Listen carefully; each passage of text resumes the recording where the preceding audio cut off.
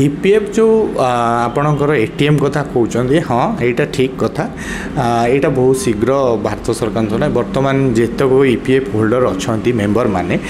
सेमती same debit card गोटे issue हम आउ से भी डायरेक्ट पैसाटा को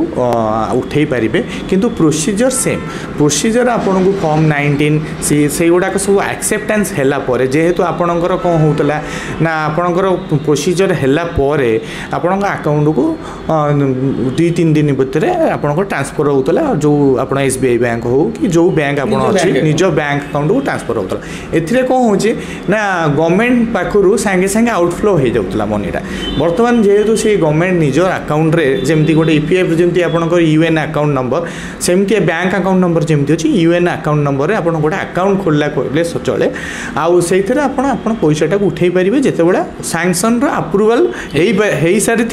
आउ रिजेक्शन है नथिबो सेतरे आपन को ऑटोमेटिकली आपन अकाउंट रो डायरेक्ट पैसा एटीएम माध्यम रे उठे पारे।